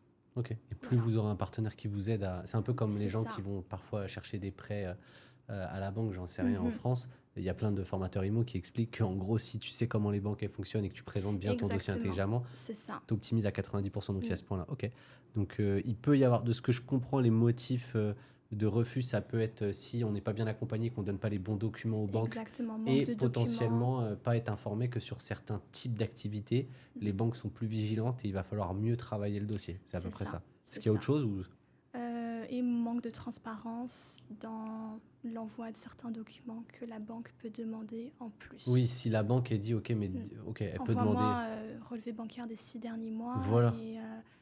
et que le client ne souhaite pas envoyer, ça peut faire certains blocages et refus d'ouverture de compte bancaire. Ouais, ils ont besoin de visibilité et puis des fois C'est c'est ça. pas toujours les mêmes.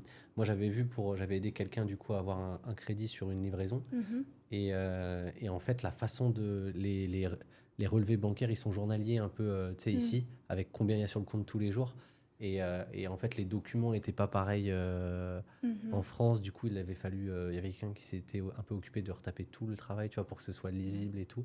Donc des fois on soupçonne pas mais il y a des trucs comme ça un peu minimes mais qui peuvent être complexes et quand on est tout seul du coup C'est ça. c'est surtout que les autorités, les interactions que vous avez après c'est en anglais avec tout le monde globalement. Oui, avec Ok. les autorités, c'est en anglais. Ok, donc en fait les délais réalistes d'ouverture d'un compte c'est lié au final au délai d'ouverture de ces 3-4 semaines quoi en gros parce que tu es obligé de créer une entreprise. Ah, là tu parles de la partie compte bancaire ou tu parles de tout Ouais. le process en amont? Non, compte bancaire en fait. Juste compte bancaire, une une fois fois que les documents sont... une fois que tout est fait, le compte bancaire, j'ai l'impression que c'est fait en une semaine, même pas. Ça dépend. Ça dépend, encore une fois. Ah ouais, ok. Ça va dépendre de l'activité, ça va dépendre du profil du client, Ça la dépend tout le temps, cohérence. mais non, je rigole. Exactement, c'est ça, ça va dépendre. On peut très bien dire, on peut voir un profil d'un client et lui dire, ok, en 2 à 5 jours ouvrés, ton compte potentiellement peut être ouvert. Mais d'autres, Sur un autre type d'activité un peu plus complexe, potentiellement, ça ça peut peut prendre. prendre un peu plus de temps. Plus de temps, oui. Ok. Et il y a des... bon, on ne parlera pas des banques qui sont lentes, mais il y a des banques que vous aimez, avec lesquelles vous trouvez que ça va plus vite. Oui, en général, les néobanques sont beaucoup plus flexibles et elles sont beaucoup Donc il plus y a Wio avenantes. ici qui est C'est la plus ça, il y a connue. Wio, Et il y a Revolut maintenant qui vient d'arriver Mashreq. aussi, qui était déjà là ou pas? Non? Non. J'ai vu qu'ils mettaient leur... je sais pas pourquoi j'ai vu passer que le patron de Revolut il s'installait à Dubaï, il quitte le UK, donc peut-être qu'ils vont ouvrir une branche. Mais en gros, ça va être Sûrement. les banques dans ce style-là, quoi. Exactement, des néobanques. Ok. Et du coup, tu disais, les gens, ils te posaient des questions aussi sur... donc tes top questions, c'était, j'imagine, combien de temps ça prend, Voilà, donc mais on a aussi multi... une multidevise. Est-ce qu'il y a une possibilité de recevoir des fonds en plusieurs devises? Les néobanques le permettent. Donc, Ok. Et quel... et flexibilité, est-ce qu'il y a un support client? Oui, néobanque, il y a un support client 24 heures sur 24, sur WhatsApp, par téléphone. Donc, Carte à l'international aussi, un chéquier. Donc même les néobanques, elles offrent aussi la possibilité d'avoir une carte internationale que la personne, le client, il pourra utiliser à l'échelle internationale. Oui, Donc oui. c'est ça, Même une majeure carte, la aussi. plupart des gens, ils ont même pas la carte physique. Exactement, Ils la carte mettent en Apple virtuelle Pay, aussi. tout le monde a des c'est cartes ça, virtuelles et tu payes comme exactement. ça. Et j'allais dire un truc, je sais pas si tu sais, mais moi, qu'est-ce qui... parce que je pense que ça peut intéresser les gens, quels sont les cas où tu peux te faire un peu bloquer?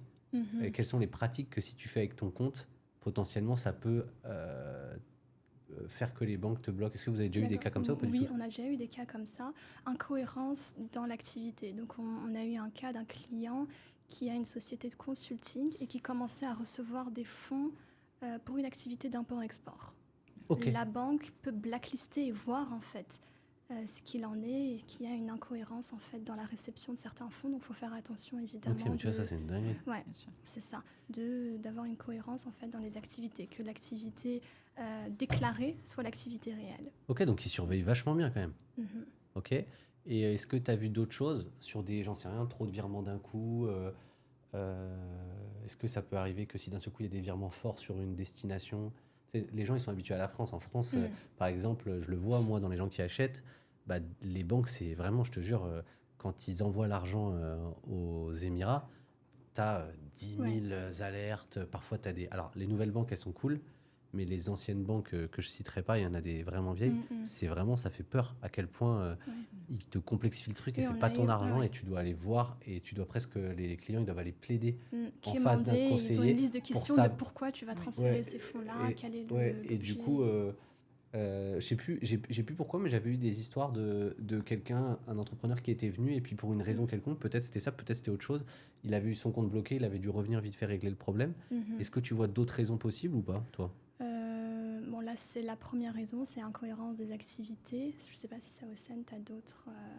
Bien, oui, il y a des clients qui autorisent en fait, qui ont eux-mêmes des clients qui leur virent des sommes astronomiques en fait, sans justificatif. Et là, bien sûr, le compte il se trouve bloqué, quoi. Parce qu'il y a des personnes qui pensent toujours que Dubaï c'est un paradis fiscal, ce qui n'est pas le cas en fait. Oui, c'est sûr. Donc, c'est pas, on peut pas tout transférer d'un coup comme ça, sans justificatif, sans facture, sans contrat, sans être conforme à l'activité, sans... Mais quand tu parles de grosses sommes, c'est quoi? C'est plus de 100 000 euros? 1 million d'euros. Ah ouais, des trucs, ouais. J'ai eu des clients qui me demandaient est-ce que je peux recevoir 4 millions d'euros alors qu'il vient juste d'ouvrir le compte bancaire et qu'il vient juste de lancer l'activité. Oui, c'est ça. Ouais, si c'est pas justifié par un contrat ou si c'est pas documenté. Bon, j'espère que les gens qui nous regardent, ils se seront dans ces situations.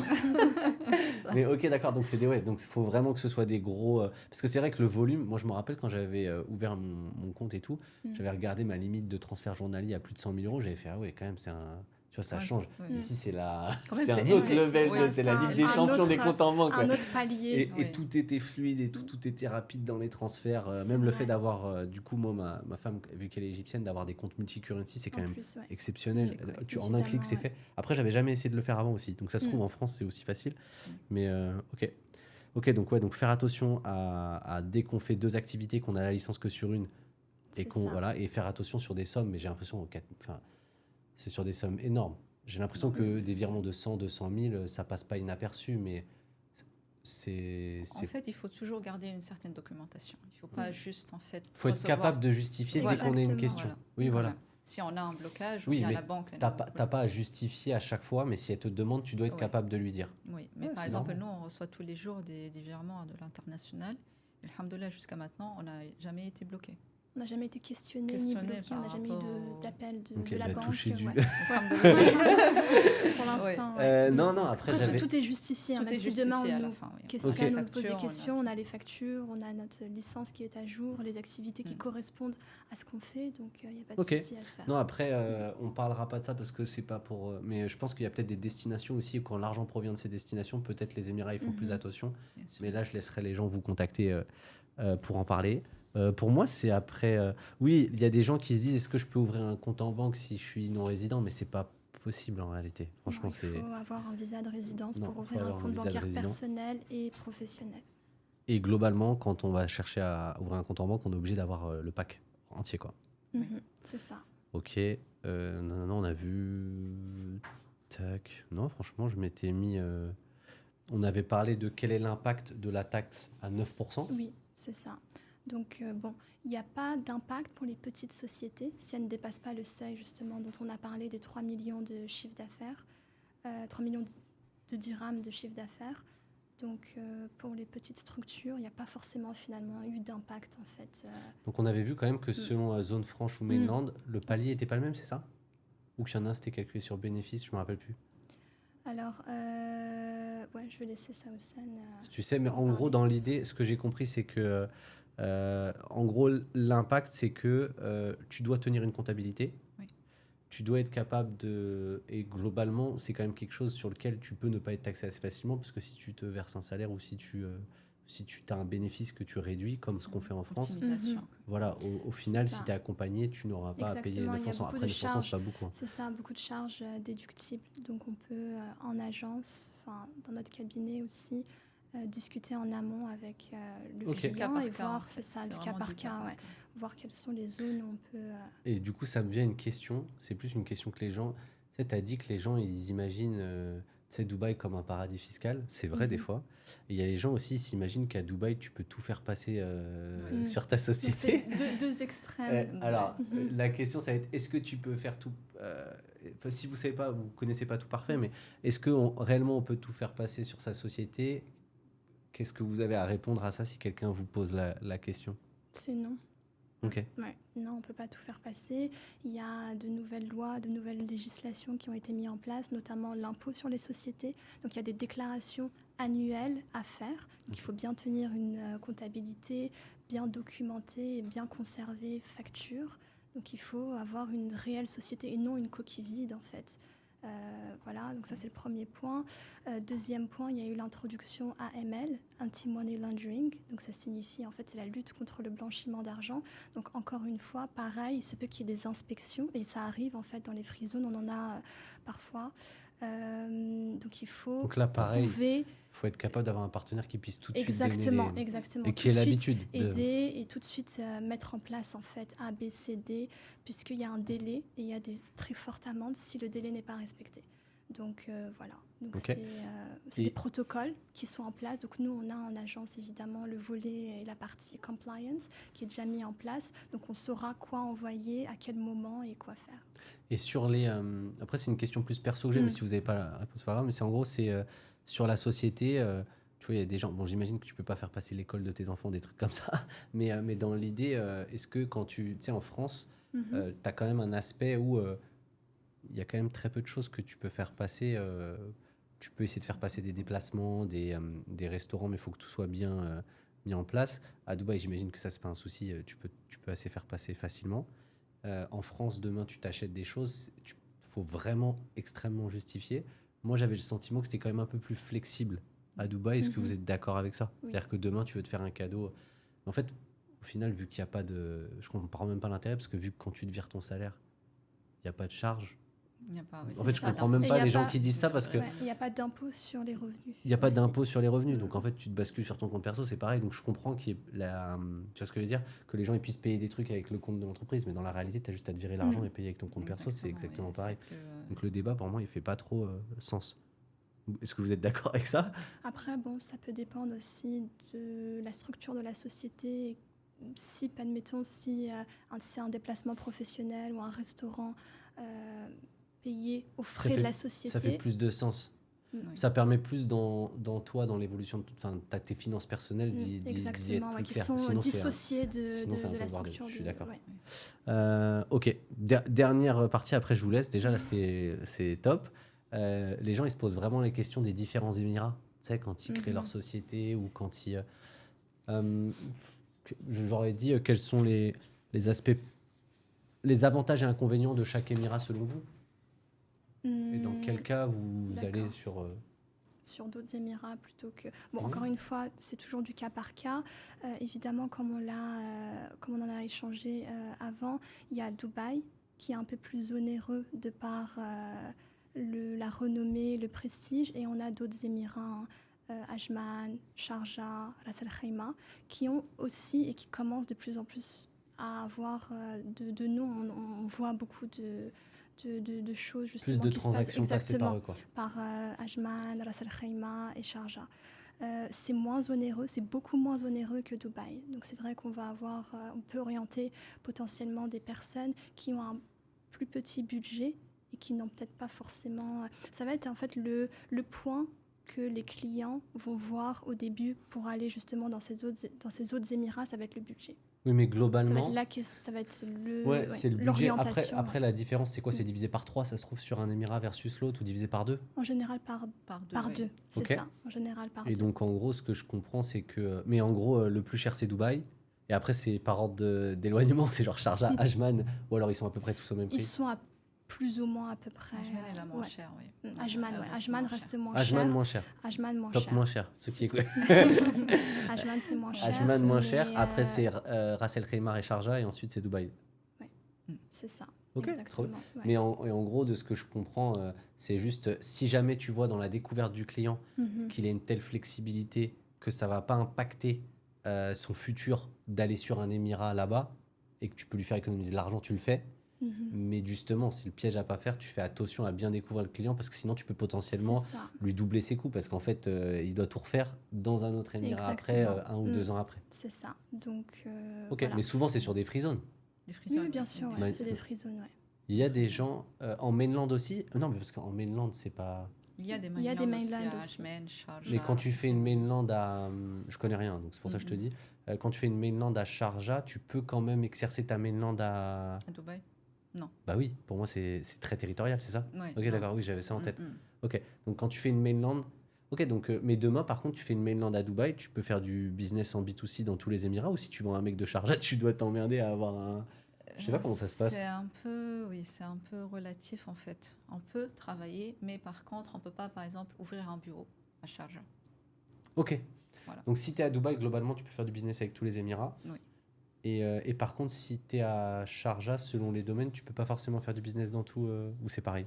C'est pareil, mais en fait, c'est le fait d'être en mainland d'un certain émirat, c'est plutôt pour le fait de louer un espace physique. D'accord. On ne peut pas prendre, par exemple, avec une licence Sharjah Mainland, on ne peut pas louer un entrepôt indépendant. Bien sûr, je ne parle pas d'un... Oui, donc c'est super important comme choix. Un entrepôt à Dubaï et vice-versa. Ok, d'accord. Ok. Oui, donc en gros, Mainland, selon où tu t'implantes physiquement, il faut choisir à cet endroit-là. Oui. Et Free Zone, tu es à peu près flexible. Il faut juste choisir la bonne Free Zone, comme si tu choisis ton pays de résidence qui correspond à ton besoin et qui va le mieux t'accompagner. Peu importe. Ok.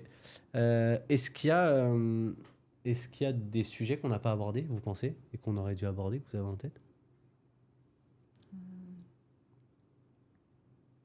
Je pense qu'on a fait le tour de pas mal de questions, même que nos clients nous posent en général. Si toi, tu as... Non, ben moi, si les gens, du coup, quand ils regarderont le podcast ou la vidéo YouTube, s'ils voient des sujets qu'ils auraient aimé... Ah, t'as un truc? Moi, j'ai une question pour toi. Comment ça s'est passé? Enfin, comment s'est passée ton expérience avec BVZ? Bah, moi, ça a été un plaisir parce que moi, j'ai eu la chance de... vous m'avez été recommandé. Et c'est vrai qu'au début, en fait, c'est pour ça que je vous fais faire ça, parce que vous aviez pas de présence forcément online forte. Oui. Tu vois, donc au début, j'avais juste ton WhatsApp et tout. Et je me disais, tu sais, moi, je regardais Dubaï, je connaissais pas. La chance que j'ai, c'est qu'il y a quelqu'un qui m'avait parler de toi et de ton expertise, du fait que tu avais travaillé dans des sociétés avant et tout, et que tu étais rodé. Et en plus, coïncidence, à chaque fois, de toute façon, ma vie, c'est comme ça. Je fais un appel avec Justine, l'avocate fiscaliste, là, et du coup, pour qu'elle m'aide à me former sur des trucs et tout. Et du coup, elle me dit, mais qui c'est qui te fait ça? Et je lui dis, c'est elle, tu la connais? Elle me fait, bah bien sûr, nanana, c'est nickel. Donc quand je vois que j'ai t'as eu la chance du bouche à oreille, mais du coup, c'est pour ça que je trouve ça intéressant que vous fassiez un peu de contenu, même s'il faut que ça reste dans votre identité, tu vois, que ce soit pas trop. Je pense que les gens ont compris que vous avez une personnalité typique et qu'il faut pas que vous vous dénaturiez.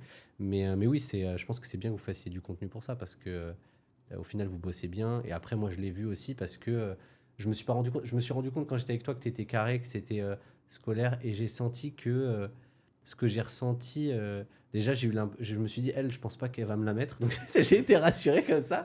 Et après, je me suis dit, j'ai senti dans ce que tu faisais, c'est ce que je vous disais, scolaire, c'est-à-dire, voilà, je suis avec c'est comme si vous faisiez vos devoirs, ouais, voilà, c'était carré, non, ça faut faire presque.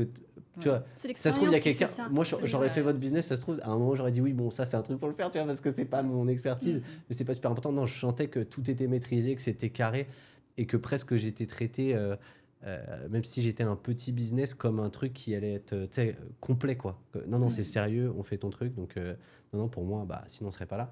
Mais du coup, j'ai ressenti le truc comme ça, et je réfléchissais, j'avais un truc à dire, mais j'ai oublié. Non, je disais, si les gens, ils ont des questions sur des points qu'on n'a pas abordés, qu'ils n'hésitent pas à les mettre en commentaire. Comme ça, au pire, on en refera. Et du coup, moi, je mettrai votre numéro tout au long du truc sur le côté. Comme ça, s'il y a quelqu'un qui a une question qui a sur la création d'entreprise spécifiquement, bah, il vient vers vous. Et s'il y a des gens qui veulent l'acheter à Dubaï, bah, ils viennent vers moi. Voilà. Bah, merci à ceux qui ont regardé. Puis si vous avez trouvé ça intéressant, bah, du coup, n'hésitez pas à liker et à mettre des commentaires. Merci à vous. Merci. Bye bye.